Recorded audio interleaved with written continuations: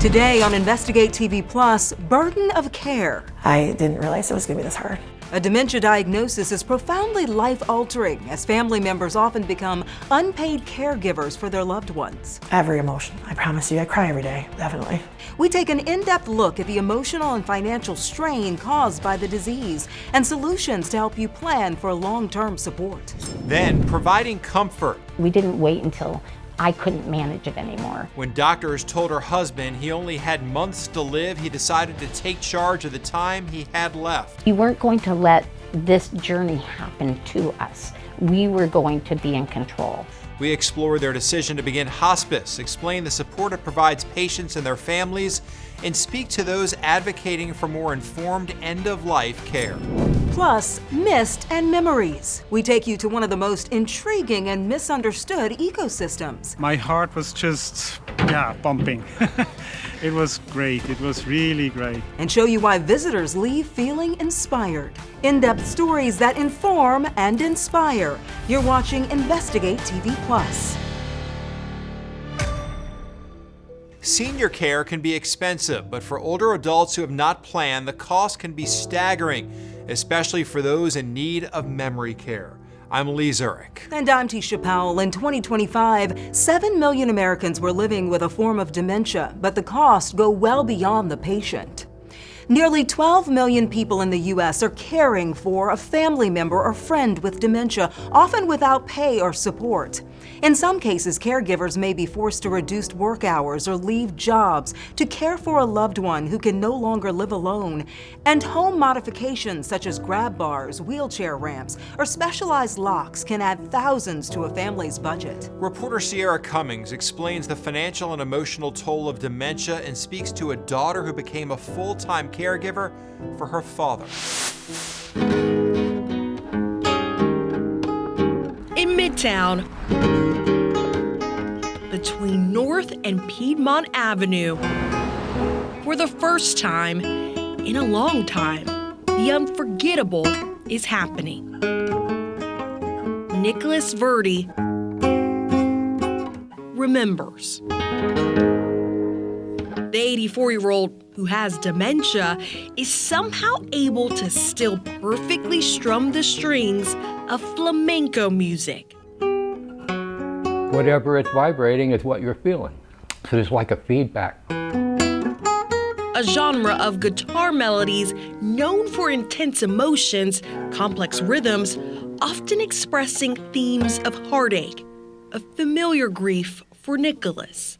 Does it sound all right? It sounds amazing. Although he knows he's missing something, he has difficulty identifying what's actually been absent. Dementia, the loss of memory, language, problem-solving, and other thinking abilities that are severe enough to interfere with daily life. Alzheimer's, the most common cause. And it's extraordinary guitar in all ways, and I am an extraordinary guitarist. You sound extraordinary to me. Well, I hope so. And so you're just getting emotional because you feel like you're not playing it right? Yeah. The music and the guitar deserve better than me. Nick has played since 20 years old. It was second nature and his first love. Yeah, that's a big talk.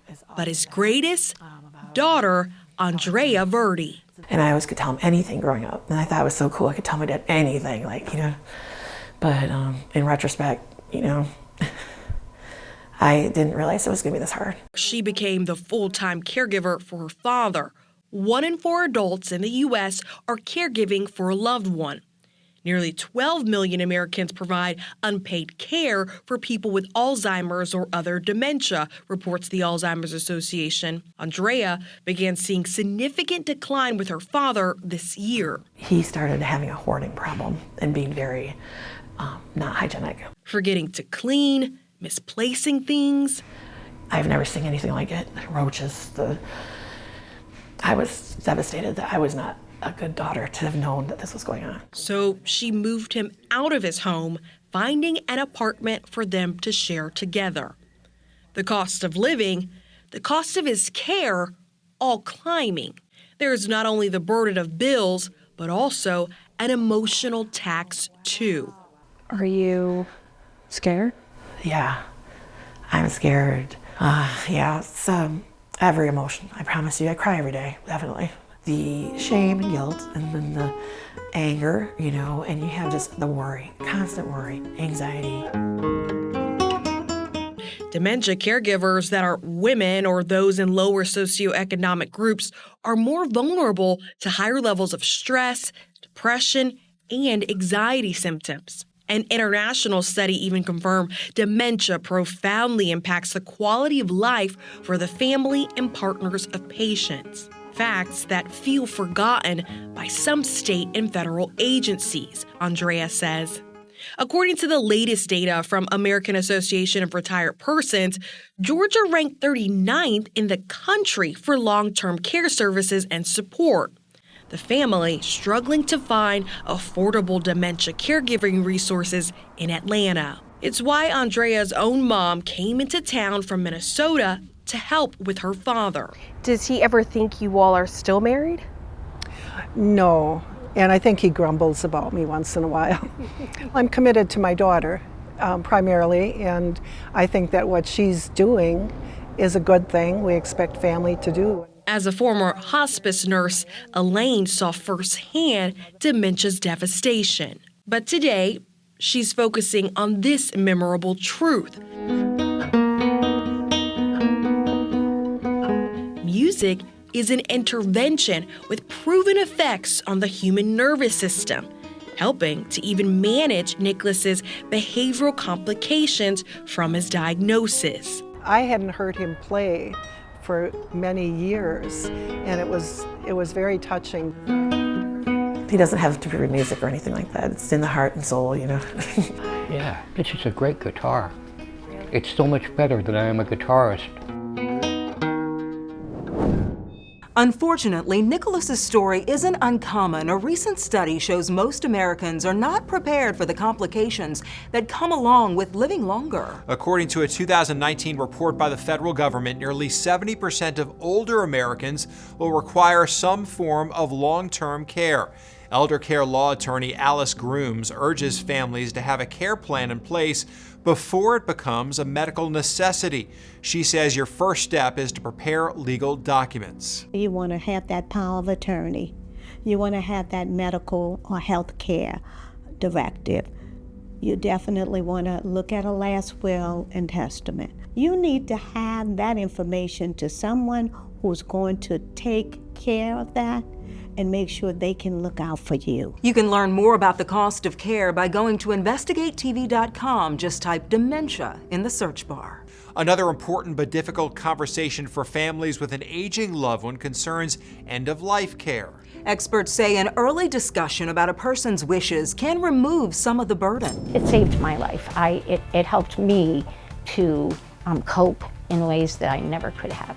Up next, a wife shares her husband's experience with hospice, and we address misconceptions about the program and offer insight into the type of care it provides.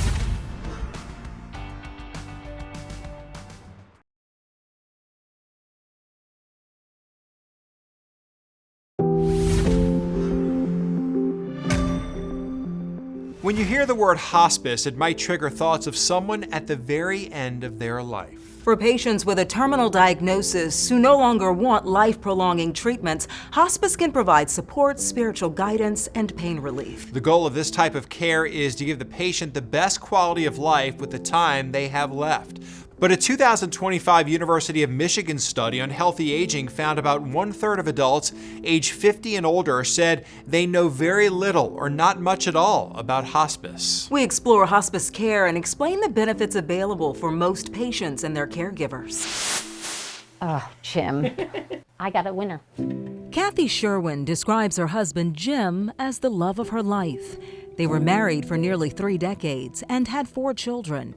But a routine trip to the doctor's office would forever change their lives when Jim received a heartbreaking diagnosis. You have cancer. Treatments kept Jim's lung cancer at bay until May 2023, when doctors told him he was terminal. Kathy says her husband knew he didn't want to spend the time he had left in and out of the hospital, and he didn't want fear to rule their decisions. You weren't going to let this this journey happened to us. We were going to be in control. Kathy knew Jim wanted to stay at home and spend his remaining time making memories with his family. She says it's part of the reason why he chose to enter hospice care. We didn't wait until I couldn't manage it anymore. Some people think hospice is a place. Dr. David Fisher is medical director for Duke Home Care and Hospice in Durham, North Carolina. While he didn't treat Jim, Dr. Fisher says a majority of the time, hospice will come to a patient's home. The team won't move in. Their loved ones remain the primary caregivers. Another misconception he hears is that someone has to be in the last weeks or days of their life to be eligible. So in order to receive hospice care, the doctor has to say that you are likely in your final 6 months of life. The patient must also agree to end life-prolonging treatment and start comfort care, which focuses on improving quality of life by managing pain and symptoms.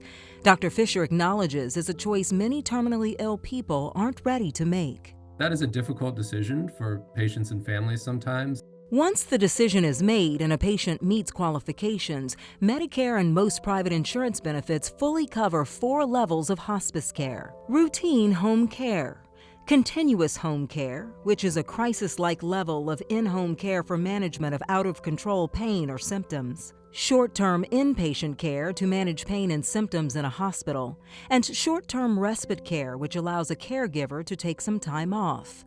The benefit does not cover room and board in a nursing home or other facility. I think the main issue is that people don't understand what the benefit is, what it covers, and what impact it has on their end of life. Wei Kwok, a senior attorney with the Center for Medicare Advocacy, admits the levels of care can be confusing for some. Kwok says it's important to note that some levels of care are time-limited. For example, Medicare only covers short-term respite care for 5 consecutive days at a time, and the patient must go to a hospital or other care facility. She believes this is not an ideal situation for some families. If you think about it, if somebody's caring for their loved one who's dying at home, they are not going to send them out somewhere to a strange place. She would like to see Medicare pay for in-home respite care or something more regular for a caregiver, like a hospice aide coming in once a week. We reached out to the Centers for Medicare and Medicaid Services to ask about respite care. They said in a statement, while Medicare makes payment for inpatient respite care, there is nothing prohibiting a hospice from providing in-home respite support under routine home care. As for Jim, he died at home 4 months after entering hospice at the age of 64. Jim's wife hopes sharing her family's story encourages more people facing a terminal diagnosis to seek out hospice care. It saved my life. It helped me to cope in ways that I never could have. Jim's hospice was covered under private insurance, and his family says they paid nothing out of pocket. According to industry experts, the majority of private insurance plans model their hospice coverage on the federal Medicare program. If a patient survives longer than 6 months, they can continue to receive hospice care as long as a doctor recertifies them as terminal. Senior advocate Robbie Boyd with the local Office of Aging in Roanoke, Virginia, suggests patients and their families talk with their doctor about their condition and hospice as early as possible to avoid any delays or interruptions in care. Doctors may hesitate to recommend hospice because prognosis is uncertain, especially with chronic illness like heart failure, COPD, dementia. There's fear taking away hope. You need to advocate for prognosis-based, not crisis-based care. And families should watch for the signs that the hospice may be appropriate. Keep in mind, hospice can be stopped at any time if the patient improves or decides to pursue treatments once again. Still ahead, kayaks, quiet, and picture-perfect views. Ah, my favorite picture. This is the eagle. Bald eagle. The bald eagle. Oh my God. We take a snapshot of a Louisiana swamp and show you what comes into focus. But first, what started as a game of toss skipped right into the record books. We check out the simple throw that went further and a little faster than anyone expected. Our in-depth coverage continues. You can get connected to Investigate TV Plus on all social media platforms.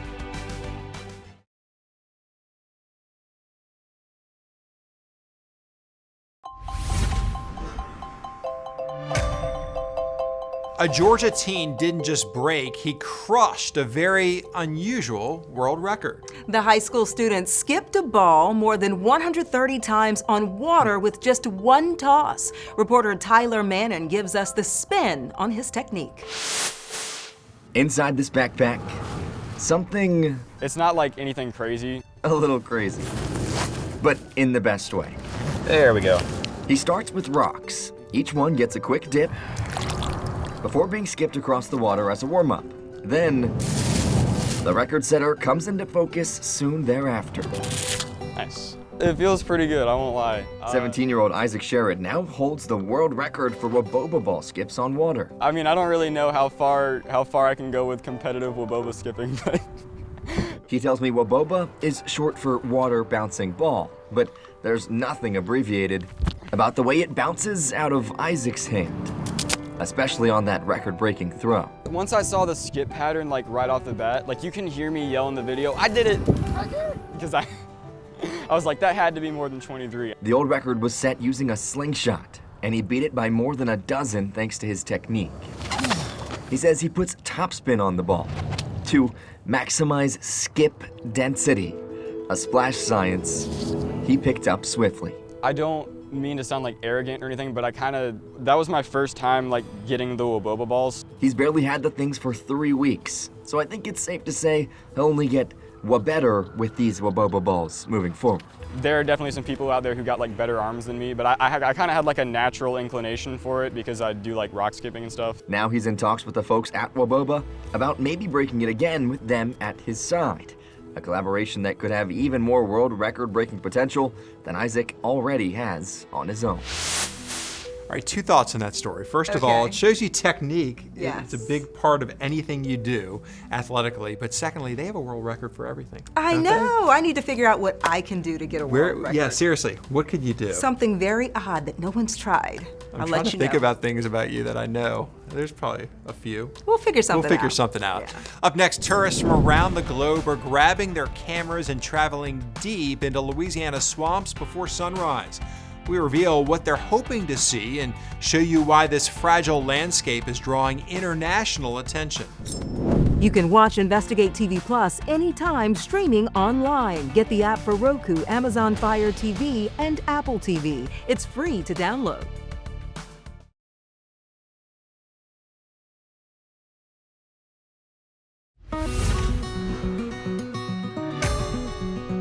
A small lake in Louisiana offers an enormous amount of beauty. Lake Martin is home to a significant number of species, including the great blue heron, the great egret, and of course, alligators.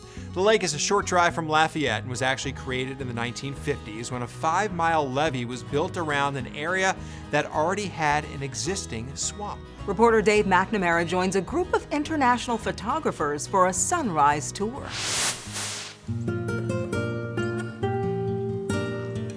Before sunrise, Lake Martin is almost silent. A thin veil of fog floats just above the water as photographers from Europe quietly launch their kayaks into a South Louisiana cypress swamp.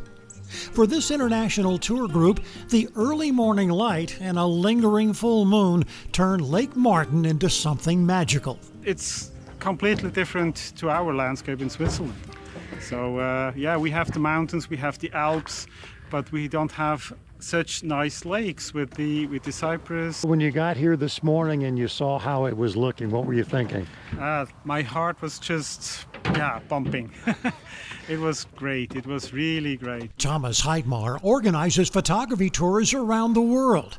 This stop is the climax of a trip to Louisiana. This is our highlight here, Lake Martin, and then Lake Fossey Point this afternoon, and then we're heading back to New Orleans. And spotting a bald eagle high in a treetop adds to the excitement. My favorite picture. This is the eagle. Bald eagle, yeah. The bald eagle. Oh my God. Natasha Marxer and her husband Dieter are visiting from Liechtenstein. The nice lake and the nice view, everything from here. Yeah.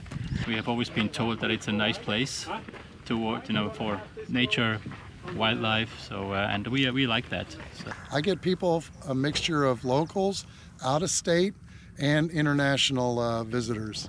Mike Van Etten of Lafayette, who assists as a local guide, says Lake Martin is a favorite. The combination of the wildlife, the cypress trees with the Spanish moss, maybe a little mist, and then the sun shining through, that's pretty much what's getting a lot of the photographers coming here this time of year. It's an interesting environment, and it's the first time that we can see such a nice place. Robert Menaconi is visiting from Switzerland. What did you like the most? What impressed you?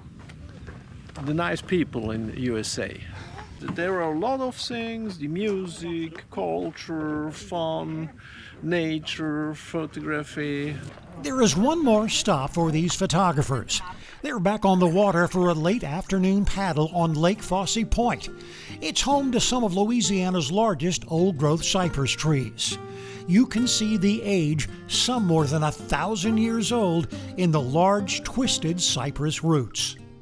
The setting sun and the return of a full moon provide a picture-perfect ending for a day surrounded by cypress giants and the shimmering reflection of a world-class landscape. And that's it for us on Investigate TV Plus. I'm Lee Zurich. And I'm Tisha Powell. Thanks for watching. On the next Investigate TV Plus. Did you kill your wife? No. I've maintained it all these years. A man spent 2 decades in prison, convicted in part with forensic science the FBI no longer backs. If you're going to use it in court, then it has to be valid, it has to be reliable, and when it's not, due process requires we go back, we look at these convictions. We break down the discontinued use of bullet analysis and how it helped free one man while another is still behind bars.